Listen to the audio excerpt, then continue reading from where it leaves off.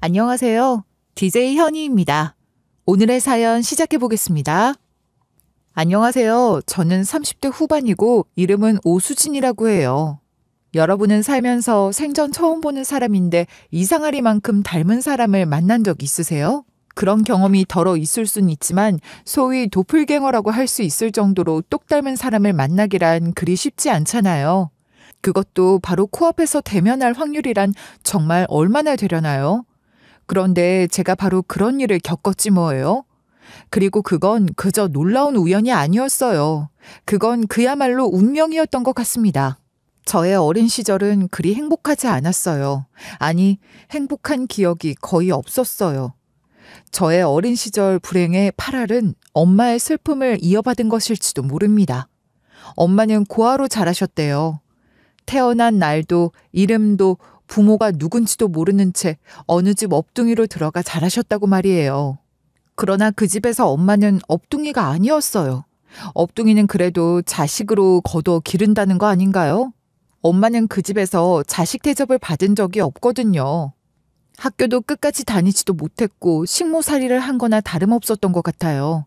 그저 밥 먹여주고 재워준다는 것만으로 그렇게 한 것이니 참 나쁜 사람들이다 싶더라고요. 제가 중학생쯤 됐을 때인가? 초등학교 6학년 때부터였던가?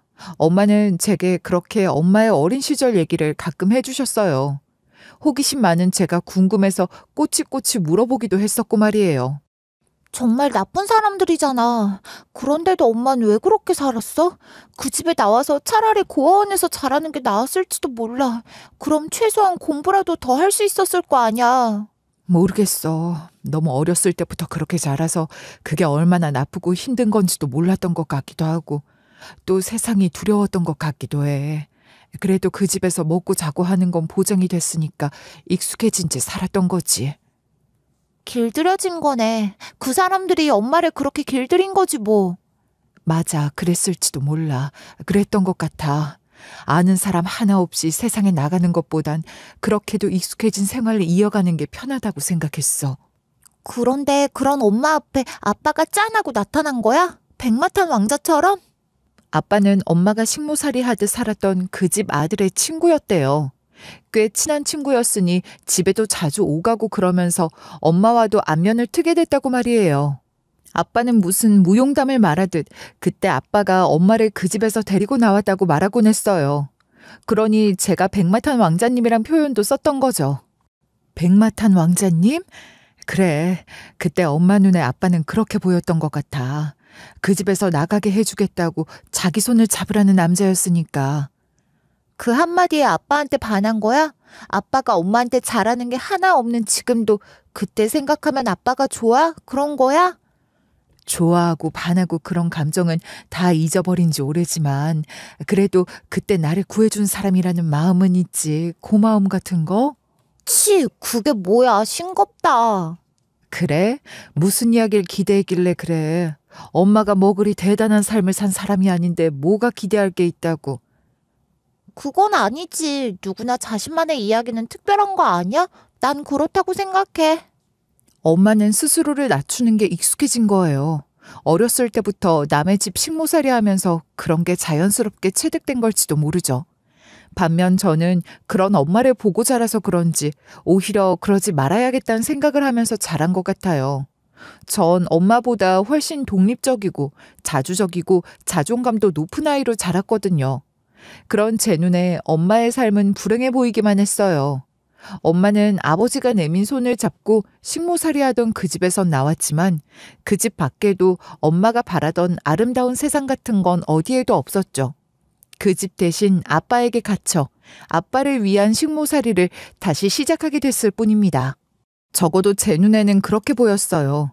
엄마는 아빠를 만난 덕분에 저를 낳았고 저로 인해 너무나도 행복하다고 했지만 제게는 엄마가 행복해 보인 적이 없었어요.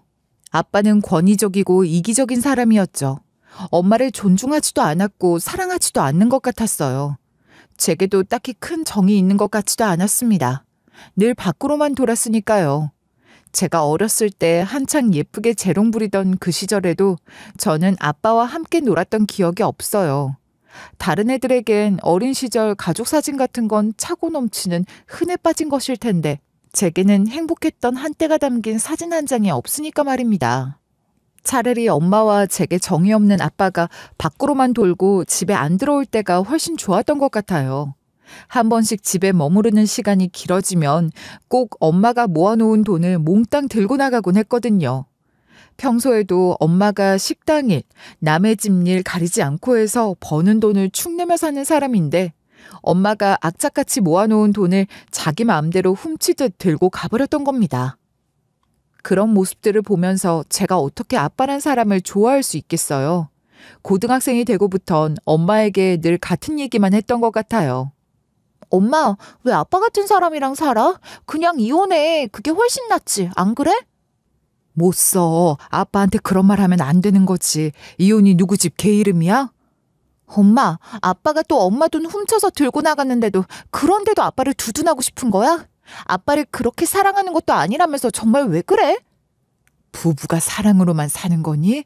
우린 이렇게 가족이잖아. 아무리 그래도 아빠는 우리 집 가장이고 우리를 지켜주는 울타리야. 무슨 울타리가 이 모양이냐고. 못 하나 막아주지도 못하고 빼먹을 거 없는지 그 생각만 하는 울타리가 뭐가 필요해? 그 울타리 우리가 박차고 나가면 그뿐이잖아. 수진아, 네가 아직 세상을 잘 몰라서 그렇지. 남편 없는 여자, 애비 없는 자식을 사람들이 얼마나 얕잡아 보는지 넌 몰라. 엄마는 너한테만큼은 꼭 아빠란 울타리를 지켜주고 싶어. 그 울타리가 다 썩은 울타리여도 그게 나한테 필요하단 거야? 얼핏 보면 아무도 몰라. 그냥 남들 보기에는 멀쩡한 가정에서 보호받고 잘 자란 것처럼 보일 텐데 뭐. 남들한테 보여줄 울타리라니. 난 정말 그런 거 필요 없는데. 너도 나중에 나이 들고 살다 보면 엄마 말이 무슨 말이었는지 알게 될 날이 올 거야. 언제가 되면 엄마 말을 이해할 수 있게 되는지 모르겠지만 당장은 저는 그런 엄마를 이해할 수가 없었어요. 아빠 같은 사람이라도 그런 사람이라도 있는 게 중요하다는 걸 어떻게 이해해야 하냐고요. 그렇지만 그렇다고 제가 뭘 어찌할 수 있는 것도 없었죠. 그저 엄마에게 심심하면 한 번씩 그냥 아빠랑 이혼하면 안 되냐는 말이나 할 뿐이었습니다. 엄마는 제가 엄마처럼 사는 걸 바라진 않았겠지만 저를 위해 아빠라는 울타리를 지켜주기 위해서 늘 아빠 발소리에 숨죽이고 고개 숙인 채 조용히 움직이는 사람이었죠. 제가 엄마에게 한 번씩 투정하는 것도 혹여 아빠 귀에 들어갈까봐 노심초사하셨으니까요. 엄마는 제게 그저 눈에 띄지 않고 조용히 묻어가는 사람이 되길 바라는 듯한 말을 할 때가 많았어요. 전 그게 정말 싫었거든요. 전 정당한 제 주장을 하는 사람, 제 목소리를 내며 존재감을 갖는 사람이 되고 싶었어요. 엄마처럼 살고 싶진 않았으니까요. 그런데 그런 엄마가 저를 깜짝 놀라게 한 겁니다. 제가 고등학교 2학년을 마친 겨울, 엄마는 제게 통장 하나를 꺼내놓으셨어요. 수진아, 이건 아빠는 절대 모르는 통장이야. 이 통장은 네 거거든. 너 대학 공부시켜주려고 엄마가 몰래 만들어둔 거야. 뭐? 엄마, 아빠가 걸핏하면 돈을 빼가는데 언제 이런 걸 다 만들었어? 어떡해. 엄마도 다 생각이 있었지. 너한테 아무것도 해주지도 못했는데 다른 건 몰라도 대학 공부는 꼭 하게 해주고 싶었다. 그래서 이걸 언제부터 모은 거야? 얼마나 모은 거냐고. 앞으로 1년 더 모으면 너 대학 공부 시켜줄 정도는 될 거야. 그러니까 넌 공부 열심히 해서 꼭 대학 가. 알겠지? 엄마가 이 돈을 어떻게 모았을지 내가 빤히 다 아는데 내가 이 돈을 어떻게 받아. 나도 다 생각이 있어. 장학금 받고 나도 대학 가서 아르바이트하고 그러면 돼. 그러려면 네 성적보다 낮춰서 가야 할 거 아니야. 아까운 점수 그렇게 버리지 말고 좋은 대학 가서 하고 싶은 공부 실컷 해. 어떻게 그래. 엄마 아픈 것도 많으면서 그 돈으로 엄마 병원 치료나 좀 받아요. 밤마다 끙끙거리지 말고, 어? 엄만 평생 이렇게 살았는데 뭐 아무렇지도 않아. 수진아, 이 돈은 엄마가 너를 위한 탈출구라 생각하고 만든 돈이야. 엄마가 해줄 수 있는 게 이 정도밖에 안 돼서 미안하지만 그런 엄마 마음 생각해서 넌 공부 열심히 해. 이 돈으로 대학 가는 거야. 알겠니? 탈출구라니. 엄마는 분명 제게 탈출구라는 표현을 쓰셨어요. 엄마에게 탈출구는 아빠가 내민 손이었을 텐데 그건 탈출구가 아니라 또 다른 창살이었고 거기 갇혀서 평생을 산 엄마. 엄마에겐 창살이었을지 몰라도 제게는 울타리가 될 거라며 그걸 그렇게 지켜주려고 하시더니 그러면서도 제가 엄마처럼 창살에 갇혀 살게 하진 않으려고 그 돈을 모으셨던 거예요. 생각지도 못했던 엄마의 기쁜 뜻을 그렇게 알게 됐던 겁니다. 놀라고 감동한 건 사실이지만 그 돈을 제가 어떻게 받을 수 있겠어요. 그런데도 엄마는 막무가내로 그 돈을 제게 쥐어주며 좋은 대학 가서 공부하고 졸업하면 어엿한 직장인이 되어 자유롭게 살라고 하시더군요. 그래서 생각했죠. 엄마가 저를 위해 모은 그 돈을 발판으로 엄마가 바라고 원하는 대로 제 삶을 충실하게 꾸려가고 그리고 돈 벌어 쓸 수 있게 되면 그때 엄마를 데려와야겠다고 말이에요. 엄마가 제게 만들어준 그 탈출구를 타고 제가 먼저 밖으로 나와 살 공리를 마련해 놓고 엄마도 그곳에서 꺼내주고 싶다는 생각을 했고 그런 마음으로 엄마가 내어놓은 그 통장에 있는 돈으로 대학 공부를 했습니다. 그렇게 열심히 공부해서 좋은 성적으로 대학 졸업했고 졸업한 그 해에 취업도 했어요. 이제 엄마랑 같이 살 집부터 마련해야겠다 했는데 그 해에 아빠가 쓰러지셨죠. 생각보다 상태가 좋지 않아서 아빠는 거의 와병하다시피 해야 하는 상황이었어요. 엄마, 저런 상태로 아빠를 어떻게 집에서 모셔. 그러지 말고 요양원 알아보자. 잘 알아보면 나라에서 지원금 받아가며 큰돈 안 들이고 모실 수 있어. 나도 이제 돈 벌잖아. 그러니까 요양원 비용쯤은 충분히 될 수 있단 말이야. 그래도 어떻게 그러니? 그리고 네가 힘들게 일해서 번 돈을 그렇게 쓸 수 있어? 한 푼이라도 더 모아야지. 돈 벌기 시작했다고 그렇게 쓸 생각부터 하면 안 되는 거야. 돈이라는 건 한 번 쓰기 시작하면 슬슬 다 빠져나가 버린다고. 어떻게든 안 쓸 생각을 해야지. 아무리 그래도 엄마가 아빠 병수발을 다 들겠단 거야? 보통 일 아닐 거야. 엄마 몸도 성치 않으면서. 엄마가 해. 엄마가 할 일이지. 할 수 있으니 넌 아무 걱정하지 마. 아빠가 엄마에게 잘해준 것도 하나도 없는데 오히려 평생 고생만 시켰던 아빠가 뭐가 예쁘다고 병수발까지 자처하는 것인지 저는 이번에도 엄마를 이해할 수 없었어요. 그게 얼마나 고생스러운 일일지 저로서는 짐작도 잘 안 됐는데 그걸 덜컥 하겠다고 하는 엄마가 답답하기만 했죠. 엄마, 고집 부릴 일이 따로 있지. 이건 정말 아닌 것 같아. 요양원 알아보는 걸로 해. 제발 이번만큼은 내 말 좀 들어요.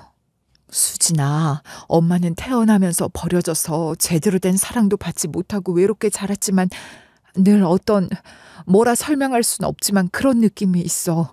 혼자이지만 혼자일 리 없다는 막연한 느낌 말이야. 무언가가 엄마를 지탱해주고 있는 것 같아. 그 느낌을 갖고 가기 위해서라도 엄마가 아빠를 보듬을 거야. 그게 대체 뭐야? 난 정말 엄마를 알다가도 모르겠어. 나한텐 탈출구 어투고 했으면서 엄만 왜 그 시궁창에서 나올 생각을 안 하는 거냐고. 알 수 없는 말만 하며 아빠 병수발을 자처했던 엄만 결국 고집을 꺾지 않았고 그렇게 꼬박 2년을 아빠 병수발을 했어요. 아빠는 그렇게 마지막 순간까지 엄마 병수발 다 받고 돌아가셨죠. 살아계시는 동안 아빠가 아빠로서 제게 해준 게 없으니 아빠가 돌아가셨다고 슬프거나 한스러울 것도 없었어요. 그보단 엄마가 이제 드디어 자유를 얻었다는 생각에 솔직히 말하면 기쁘기까지 했습니다. 그렇게 저는 엄마와 함께 살기 시작했어요. 평생 고생만 한 엄마, 아빠 병수발 드는 2년 동안 몸이 더 안 좋아지신 것 같아 이제라도 좀 편하게 사시면 좋겠다고 바랐으나 저희 엄마가 그럴 분이 아니시죠. 엄마는 여전히 일하고 돈 벌고 아끼고 아껴 저를 위해 뭐라도 해줄 생각밖에 안 하시는 것 같았어요. 엄마 인생은 대체 어디에 있는 것인지 그 생각을 하면 제가 다 허무했지만 엄마는 그렇게 사는 것이 엄마의 운명이라는 말만 했습니다. 운명이라니 세상에 그런 게 어디 있나 하며 저는 콧방귀를 뀌곤 했죠. 그런데 그런 제게 운명의 남자가 나타났지 뭐예요? 제가 꿈꾸던 남잔 말이에요. 같이 밥상을 차릴 줄 알고 그 밥상에 앉아 눈을 마주칠 줄 아는 사람이었답니다. 뭐 그리 대단할 것도 없는 심심하고 평범한 이상형이죠. 그런데 그런 남자가 흔한 것도 아니더라고요. 여러분은 그런 남자 만나 잘 살고 계신가요? 혹은 여러분들 중 내가 그런 남자다 하며 자신 있게 말씀하실 수 있는 분이 계신가요? 글쎄요. 전 그런 남자 잘 못 봤거든요. 그 남자는 그런 사람이었어요. 화려하진 않아도 소박하고 다정한 눈빛을 가졌고 자기 말에 책임질 줄 아는 남자. 그런 사람과 함께라면 서로의 삶을 조금씩 나누며 살 수 있을 거란 확신이 들게 하는 사람이었어요. 전 그런 남자를 만나 결혼하게 됐습니다. 우리 결혼하면 지금처럼 어머니 우리가 모시고 살자. 설마 어머니가 싫다고 하시진 않으시겠지? 우리 엄마랑 같이 살잔 거야? 정말이야? 그래, 자기도 알다시피 난 엄마가 일찍 돌아가셨잖아. 아버지가 재혼하셨지만 새어머니는 따뜻한 분이 아니셨고 오죽하면 고등학교 다닐 때 그 집에서 나와 독립을 했겠어. 그래, 자기가 엄마 정 모르고 외롭게 살았다는 건 잘 알지. 누구보다 안타깝고 마음 아프게 생각해. 아버지랑은 왕래도 거의 없고 사실 난 고 하나 다름없어. 그런 나한테 어머니가 얼마나 따뜻하게 잘해주시냐고. 장모님 소리보다 어머니 소리가 훨씬 자연스럽게 나오는 게 이상한 것도 아니야. 맞아. 우리 엄마가 자기를 특별하게 생각하긴 하지. 알지? 우리 엄마도 고아로 자랐잖아. 그래서 자기한테 더 마음이 쓰이는 걸 거야. 거봐. 그러니까 어머니 모시고 우리 셋이 한 가족으로 행복하게 살자. 정말 그러고 싶어. 남편은 결혼 전부터 저희 엄마에게 참 잘하긴 했지만 그렇게 남편이 먼저 결혼하면 엄마 모시고 같이 살자는 말을 해주니 너무 감동이었죠. 목이 다 메이는 것 같았습니다.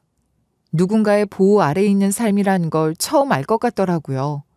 태어나 처음으로 안정감과 충만한 행복감을 느끼며 결혼했던 것 같아요. 엄마가 어린 시절 그토록 저를 위해 지켜주고 싶다고 했던 울타리 말입니다. 그 울타리라는 건 이런 거구나 그런 생각이 들더라고요. 물론 엄마도 남편의 제안을 기쁘고 고맙다 하셨지만 조심스러운 속내를 내비치긴 하셨어요. 아무리 그래도 신혼인데 괜히 내가 너희들 사이에 끼어 있으면 불편한 것들이 많을 거야. 그저 가까이 살면서 자주 오가는 게. 어머니 그런 말씀 마세요. 사이에 끼다뇨. 우린 이미 가족이잖아요. 그런 걱정은 마세요. 둘보다 셋이 훨씬 더 행복할 겁니다. 저만 믿으세요. 제 남편이지만 정말 너무 멋지지 않나요? 시간이 좀 지난 일이니 제 기억이 그 순간을 미화한 게 아니냐고 하실지 모르지만 절대 아니에요. 엄마가 눈물을 보이실 정도였다고요. 저도 눈시울이 붉어졌으니까요. 그렇게 셋이 함께 신혼생활을 시작했답니다. 작고 오래된 아파트였지만 저희 세 사람에게는 따뜻하기만 한 보금자리였어요. 겨울이면 퇴근길에 군고구마나 붕어빵 같은 걸 꼭 사들고 들어오던 남편이었고 봄날엔 셋이 함께 한강변 거닐며 꽃구경도 했어요. 여기 이쯤이 제일 좋겠다. 여기가 제일 예뻐요. 우리 여기서 사진 찍어요. 그래, 핸드폰 이리 줘봐. 내가 너희들 찍어줄게. 에이, 어머니도 같이 찍으셔야죠. 여기 이렇게 서시면 이것 보세요. 셋이서 셀카 찍는 거예요. 셀카? 아유, 나 이런 거 태어나서 처음 찍어봐. 내가 들어가도 셋이 다 나오는 거야? 정말이야? 엄마 셀카 처음 찍어? 한 번도 찍은 적이 없었나? 하긴 내가 사진 찍는 걸 별로 안 좋아하니 나 아니면 엄마가 누구랑 그런 걸 찍어봤겠어. 아휴, 내가 우리 엄마 셀카도 한 번 찍게 못 해드렸네. 그러게 하나밖에 없는 딸이 뭐 이래? 여태 엄마랑 셀카 한 번을 찍은 적이 없단 말이야. 안 되겠네. 어머니, 우리 앞으로 매일 이렇게 셀카 찍어요. 매일 무슨 사진 찍을 만한 일이 있으려고. 이렇게 나들이 와서 한 번 찍어보면 됐지. 왜요? 그냥 밥 먹다가도 찍고 TV 보다가도 찍고 셀카는 원래 그냥 그렇게 아무 때나 찍는 거예요. 다 늙어서 예쁘지도 않은데 사진만 자꾸 찍으면 뭐해. 주름 보면 속만 상하지. 젊고 예쁜 너희들이나 많이 찍어. 엄만 괜찮으니까. 에이, 엄마 그거 알아? 누구에게나 오늘이 제일 젊고 예쁜 날인 거야. 지금은 그래도 나중에 꺼내보면 아유 이때만 해도 팽팽했네 그럴걸? 그게 또 그런가? 그럼요 어머니. 그러니까 앞으로 매일 한 장씩 저희랑 이렇게 셀카 찍어요. 그렇게 덜어는 특별한 날을 보내기도 했고 대개는 평범한 일상이었지만 그 일상도 너무나 행복했어요. 주중에는 다들 열심히 일하고 돌아와 평온한 저녁 시간을 보냈고 주말이면 남편이 온 주방을 초토화시키며 특별시를 만든다고 난리법석을 부렸는데 그게 얼마나 웃기고 재밌었는지 몰라요. 남편은 무슨 소꿉놀이 하는 여자아이처럼 요리하는 걸 그렇게 좋아하더라고요. 잘하지도 못하면서 그러는 게 엄마와 제 눈에는 마냥 귀엽고 재밌었던 것 같아요. 그러니 일요일이면 저희 집에는 웃음소리가 끊이질 않았답니다. 더 바랄 것이 없다 싶을 정도로 행복하기만 했던 것 같아요. 그런데 형편없었던 남편의 요리 실력이 일취월장에 웬만한 요리는 눈 감고도 척척 만들어낼 수준이 될 때까지도 아이 소식이 없었어요. 그렇게 남모르는 소가리를 좀 하다가 결혼 3년 만에 어렵게 아이가 들어섰는데 제가 임신 중독 증상을 심하게 겪었지 뭐예요. 아이 낳고 복직해서 직장 생활 계속할 생각이었는데 몸이 너무 힘들어서 도저히 회사를 다닐 수가 없었거든요. 그래서 직장도 그만두고 아예 입원 치료받으며 출산했어요. 엄마 되는 것이 이렇게 어렵구나 싶고 새삼 엄마 사랑에 감사하게 됐던 것 같아요. 그렇게 고생을 하긴 했지만 다행히 저도 아이도 무사히 출산할 수 있었고 엄마 도움 받으며 산후조리하고 육아에 전념하며 지내게 됐어요. 일을 그만둬야 했던 게 너무 속상했는데 그래도 아이 크는 것 보는 재미가 더해져 저희 가족은 더욱 풍요로운 행복을 느꼈답니다. 그런데 왜 행복은 영원할 수 없는 걸까요? 아니, 영원까지 바란 적도 없어요. 엄마도 저도 불행의 그림자에 갇혀 산 세월이 얼마나 길었습니까? 이제야 정말 사람 사는 것처럼 많이 웃고 행복하다는 걸 만끽하며 살아보나 싶었는데 그 시간이 너무나도 짧았어요. 남편이 갑작스러운 심장마비로 떠나고 말았거든요. 여느 날과 다름없이 아무 일 없다는 듯 출근 인사하고 나간 사람이 그 햇살 좋던 날 대낮에 싸늘한 몸으로 돌아왔습니다. 제게도 엄마에게도 남편의 죽음은 엄청난 충격이자 슬픔이었고 말할 수 없이 큰 상실이었죠. 그러나 그런 감상이나 좌절에 잠겨 허덕일 수도 없었어요. 당장 제가 돈을 벌어야 저희 세 식구 먹고 살 수가 있었으니까요. 엄마도 이제 연세가 많으시고 무엇보다 몸이 많이 안 좋으셨으니 어떻게든 제가 나가 돈을 벌어야 했어요. 임신했을 때 회사 그만두고 아이 낳고 아이 키우느라 그냥 전업주부로만 살면서 남편이 벌어다 주는 돈에 의존해서 살았으니 경력 단절 기간이 있었던 데다 그 이전 경력도 그리 내세울 만한 것도 아니고 게다가 남편 죽은 과보에 노모와 어린 딸까지 부양해야 하는 제 처지를 어느 회사에서 좋다고 하겠어요. 입장 바꿔 생각하면 저라도 저 같은 사람을 일하라고 뽑을 것 같지 않다 싶었던걸요. 그러니 경력직 입사 같은 건 꿈도 안 꿨고 어디라도 저를 써주겠다고 하는 곳이 있으면 바로 당장 내일부터 아니 면접 본 그날부터도 일을 할 수 있다 했지만 그런 저를 받아주겠다고 하는 곳이 쉽게 나타나진 않더라고요. 여기저기 이력서 넣고 면접 보러 다니면서도 아르바이트 해가며 그날 근근히 먹고 살아야 했으니 불안하기만 했죠. 그러다 어느 중견기업 사나 자회사에 계약직으로 들어갈 수 있게 된 거예요. 뼈를 묻다 못해 갈아 넣을 각오로 입사했어요. 정말입니다. 입사하고 보니 재계약 가능성이 거의 희박하다고 하는 계약직 자리라는 걸 깨닫게 됐지만 그럼에도 불구하고 그런 건 상관없다는 듯 정말 최선을 다해 일하려고 했죠. 그런데 알게 모르게 텃세와 갑질이 적지 않았고 특히 제 바로 윗상사였던 대리는 솔직히 저를 좀 많이 힘들게 했어요. 꼰대 같아서 이런 말 정말 안 하고 싶지만요. 아니, 저보다 나이도 어린 것이 아주 작정을 하고 저를 갈구려고 하는 게 보이는 겁니다. 제 처지가 그렇게 우스워 보였겠죠. 그런 생각을 하니 더 서럽더라고요. 입사한 첫 주 금요일 오후 5시가 다 되어가던 무렵이었는데 다들 무슨 좋은 약속이 있는 건지 얼른 일 끝내놓고 6시 칼퇴할 생각으로 미친 듯이 업무에 열을 올리고 있더라고요. 그때까지만 해도 전 할 수 있는 일이 그리 많지도 않았고 제게 시킨 일들은 이미 다 끝낸 상황이라 제 바로 윗상사인 대리한테 점수라도 따볼까 싶어서 커피 한 잔 내려 갖다 줬거든요. 대리님, 커피 한 잔 드시면서 하세요. 다들 너무 바쁘신 것 같아서 힘내시라고요. 커피? 내가 언제 커피 내려오라고 했어요? 아니요. 그런 건 아니지만 보니까 이 시간쯤 커피 잘 내려 드시는 것 같아서요. 뭐라고요? 오수진 씨는 일 안 하고 나만 봐요? 내가 일 얼마나 열심히 하는지, 커피 마시면서 노닥거리진 않는지 감시해요? 스토커예요? 아휴, 기분 나빠 정말. 안 그래도 바빠 죽겠는데 짜증나게 진짜 뭐 하는 거야? 저리 치워요. 괜히 쏟아져서 큰일 치르게 하지 말고. 죄송합니다. 전 그저 뭐라도 도움이 되려고. 됐으니까 저리 가요. 뭐 하자는 거야 정말.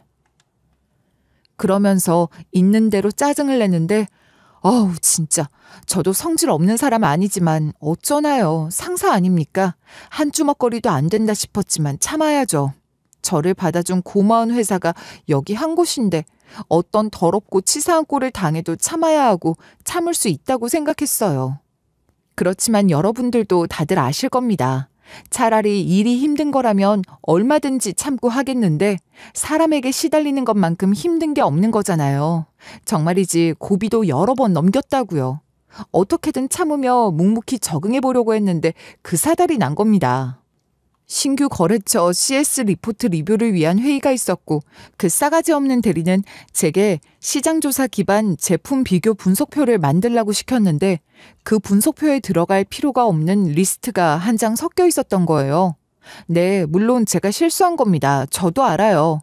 그렇지만 절대 들어가면 안 되는 게 들어간 것도 아니고 절대 빠뜨리면 안 되는 걸 빠뜨린 것도 아니고 누가 봐도 잘못 끼어든 리스트라 그냥 넘겨버리면 그만인 건데 그걸 갖고 아주 이때다 하면서 사람을 쥐잡듯이 잡는 거예요. 그 대리는 제 앞에만 서면 아주 무슨 지가 대단한 커리어 우먼이나 되는 것처럼 잘난 척을 했는데 어디서 또 본 건 있어서 제 앞에 그놈의 서류를 확 던지더라고요. 오수진 씨, 정말 일 이딴 식으로 할 거예요? 입사한 지 몇 주 지났으면 이제 제대로 일할 때도 되지 않았나? 이런 간단한 것도 못하면 앞으로 내가 무슨 일을 시키지? 오지은 씨를 내가 어디다 써먹느냔 말이야. 죄송합니다, 대리님. 인쇄한 걸 묶으면서 다른 서류 하나가 끼어든 모양이에요. 체크를 제대로 못했어요. 죄송합니다. 그걸 지금 변명이라고 해요? 나 정말 어이가 없어서.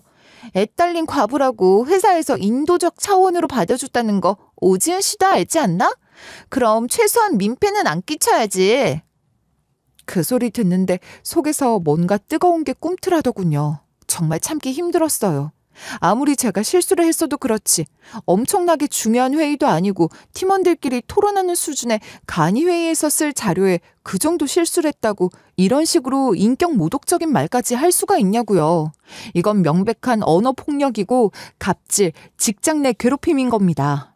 제가 움찔하는 게 그 대리 눈에도 다 보였을 거예요. 그러니 또 그걸 갖고 난리를 치더라고요. 뭐야? 지금 욱한다 뭐 이거야? 잘못한 주제 이런 말 들으니까 기분 나쁜 모양인데 이런 말 듣기 싫으면 실수를 안 하면 되잖아. 애초에 잘했으면 이런 소리 왜 듣냐고. 안 그래? 네, 잘못했어요. 다음부터 주의하겠습니다. 표정은 전혀 반성하는 얼굴이 아닌데? 뭐 나한테 할 말 있어? 왜? 직장 내 괴롭힘 어쩌고 하면서 일 크게 만들어 보시지?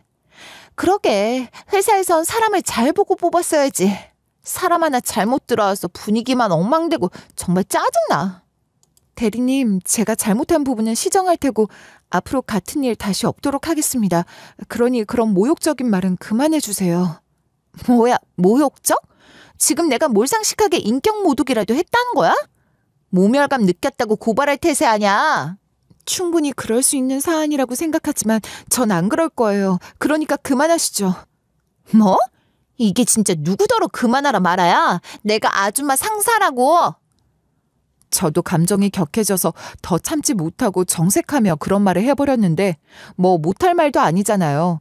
근데 제가 그런 소리를 하니 그 대리는 그야말로 뚜껑이 열려버린 것인지 이성을 잃은 겁니다. 글쎄 제 뺨을 올려친 거예요. 하다 이젠 회사에서 뺨까지 맞게 된 거라고요. 서류 하나 잘못 끼어 있었던 것으로 공개적으로 죽일 듯이 난리를 치더니 뺨까지 쳤단 말입니다. 손은 또 어찌나 매운지 감정적으로도 그렇고 너무 아파서 눈물이 차오르는 바람에 바로 화장실로 도망치듯 달려갔어요. 사무실에서 우는 건 정말 죽어도 싫었거든요. 그렇게 고개를 푹 숙이고 화장실로 직행했는데 화장실에 평소와 달리 진한 향수 냄새가 진동을 하더라고요. 제가 두 손으로 얼굴을 가리고 있었으니 제대로 보진 못했지만 얼핏 높은 구두에 화려한 옷을 입은 여자의 실루엣이 보였던 것 같아요. 제가 그 회사 다닌 지 한 달이 다 되어가는 동안 그런 옷차림을 하고 그렇게 향수를 많이 뿌린 여사원을 본 적이 없거든요. 문득 그날 아침 사내 네트워크 공지사항에서 본 게 생각났어요. 모 그룹인 중견기업 회장의 딸이 유학 후 외국에서 회사 다니다가 이번에 저희 회사로 들어와 오늘 첫 출근을 한다는 내용이라 아침부터 사람들이 떠들썩하기도 했었죠. 그 공지사항에서 본 사진, 멀리서 찍은 사진이라 얼굴이 잘 보이진 않았지만 옷차림은 알아볼 수 있었는데 화장실에 있는 그 여자와 동일 인물인 게 틀림없다 싶더라고요. 그렇다는 걸 인지하긴 했으나 제가 먼저 인사를 챙기고 그럴 정신도 없고 뭐 회장 딸식이나 되는 사람이 저 같은 사람한테 관심이나 있겠어요? 그래서 그냥 목례 한번 꾸벅하고 제 얼굴 수습하기에 바빴죠. 그런데 그 회장님 딸인 것 같은 사람이 성큼성큼 제게 다가오더니 제 얼굴을 빤히 보는 것 같은 겁니다. 저는 여전히 고개를 못 들고 있었는데 쳐다보는 느낌 같은 거 있잖아요. 시선이 꽂히는 그 느낌이요. 잠시만요. 저기 얼굴 좀 들어봐요. 우리 회사 직원인가? 당신 누군데 나랑 똑같이 생긴 거지? 닮아도 너무 닮은 거 아니야? 이것 봐요. 네? 그게 무슨 말씀이신지. 그제야 고개를 들어 회장딸을 쳐다봤는데 제가 봐도 깜짝 놀랄 정도로 닮긴 닮은 겁니다. 제가 이야기를 시작할 때도 얘기했지만 이 정도면 잃어버린 쌍둥이 자매라 해도 믿겠고 최소 도플갱어 아닌가 싶었는데 그 회장딸도 딱 그러는 거예요. 뭐야 정말 소름 끼치게 닮지 않았어요? 태어나는 거 비디오로 다 찍혔으니 난 출생의 비밀 같은 건 없는데 그럼 정말 도플갱어인가? 먼저 본 사람이 죽는다던데 뭐야 정말. 회장딸은 혼자서 북치고 장구치고 호들갑을 떨었는데 저는 뭐라고 대꾸할 말을 찾지도 못했어요. 솔직히 닮긴 정말 많이 닮았는데요. 처지가 달라도 너무 다르잖아요. 이렇게 닮은 얼굴로 태어나도 팔자가 천지 차이다 싶으니 더 씁쓸하기만 했어요. 가뜩이나 기분도 그런 상황이었으니 저는 그 상황이 더욱 비극적으로 다가왔던 것 같아요. 놀랍고 신기하다기보다는 씁쓸하다는 생각이 훨씬 더 많이 들었죠. 그런 저와는 달리 회장딸은 한껏 흥분해서는 한참이나 그렇게 떠들더니 제 사원카드를 쳐다보다 나가더라고요. 회장딸이 남겨놓고 간 향수 냄새가 여전히 진동하는 화장실에서 저는 눈물 자국 닦아내며 한숨을 쉬었습니다. 다시 그 대리 얼굴을 대면하러 사무실로 돌아가야 하니까요. 그런데 그로부터 1시간쯤 지났을까요? 회장님 비서실에서 저를 찾는다는 호출을 받고 입사 후 처음으로 회장실에 가보게 됐어요. 그리고 그곳에서 상상도 못한 사실을 알게 된 겁니다. 잔뜩 얼어서 화장실에 들어갔더니 회장님처럼 보이는 분이 제 사원 기록을 들고 계시더라고요. 그걸 물끄러미 쳐다보시더니 저한테 그러시는 겁니다. 오수진 사원, 갑자기 오라고 해서 미안합니다. 내가 몇 가지 확인하고 싶은 게 있는데 지금 어머니와 딸과 함께 살고 있다고요?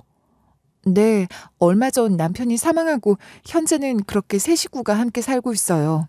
어머니가 아이를 봐주실 수 있기 때문에 그 부분은 걱정을 안 하셔도. 아니에요. 그런 걸 확인하려는 건 아니니까 걱정 말아요.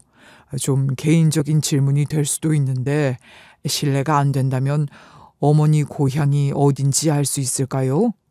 네? 저희 엄마 고향이요? 그걸 왜... 이상하게 들리겠지만 내가 꼭 좀 확인해야 할 게 있어요. 어머니 고향이나 외조부모에 대해 말해줄 수 있나요? 그게 저희 엄만 고아로 자라셨어요. 그래서 외가는 없고... 저를 불러다 놓곤 저에 대해서가 아니라 저희 엄마에 대한 질문만 늘어놓는 게 의아했지만 얼떨결에 엄마가 고아라는 사실을 밝혔더니 회장님은 들고 있던 서류가 심하게 흔들릴 정도로 손을 벌벌 떨기 시작하시더라고요.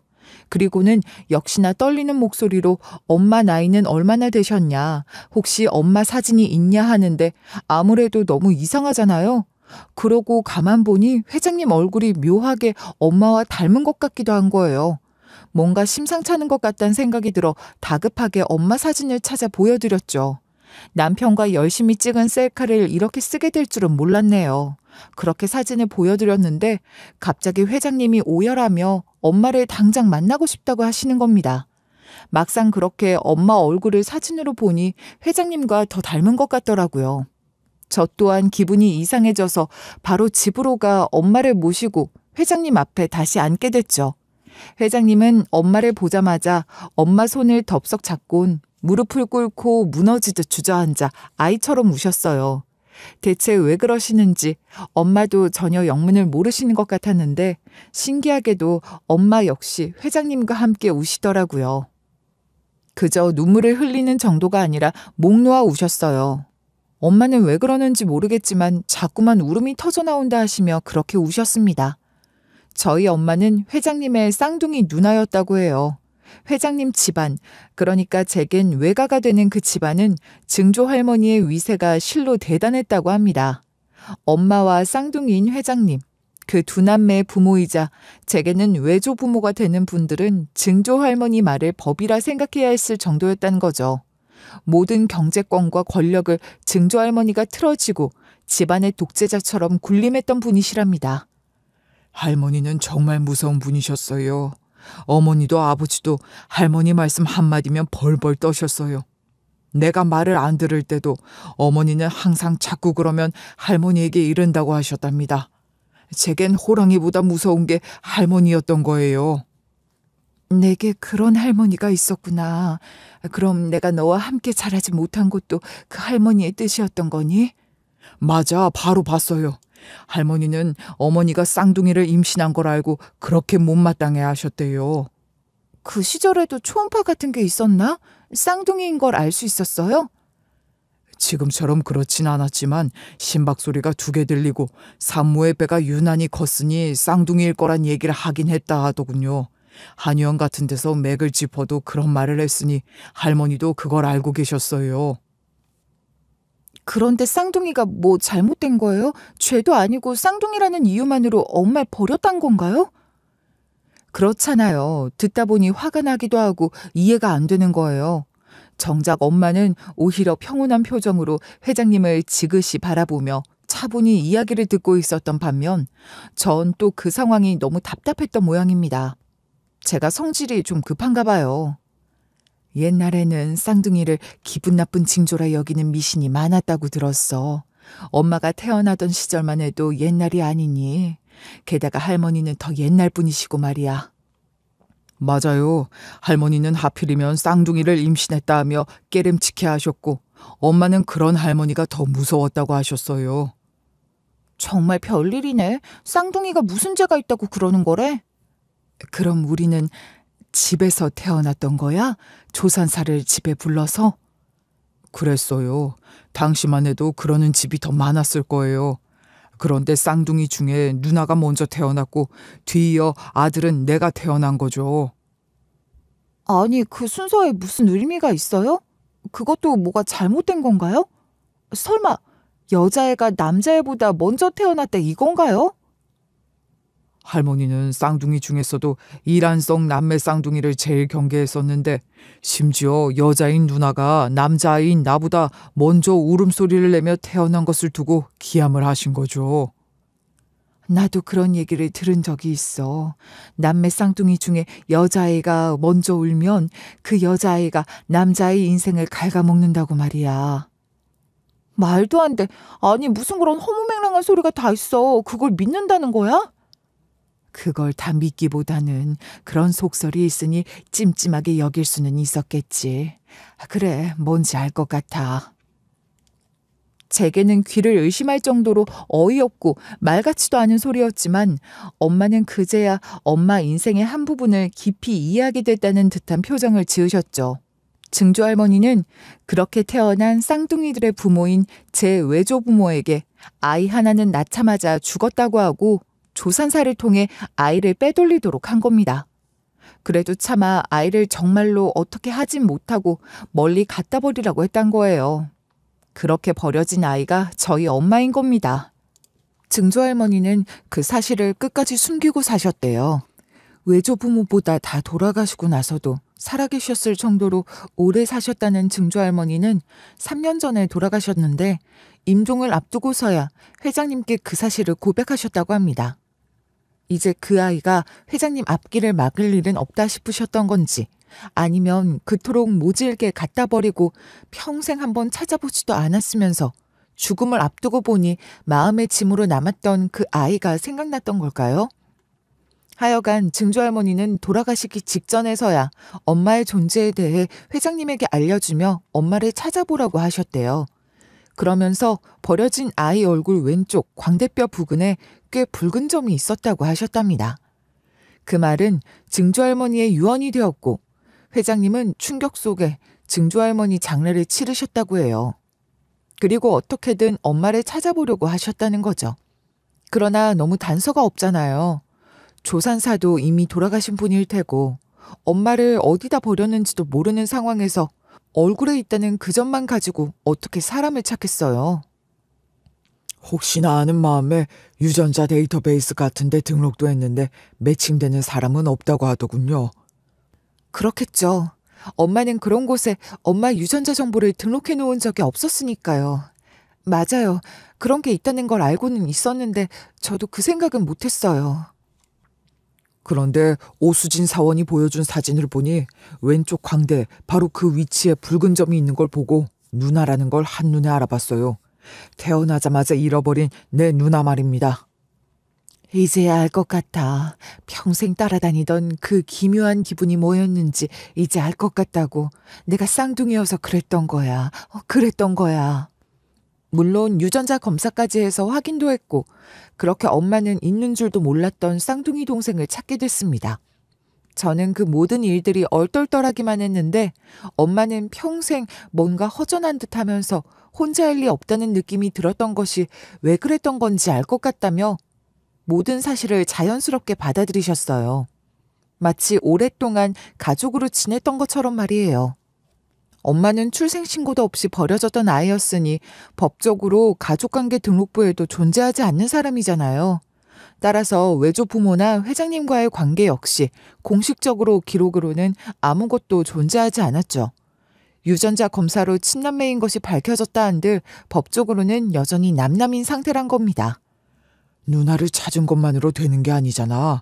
나는 누나가 정식으로 우리 가족이 되기를 원해. 법적으로 말이야.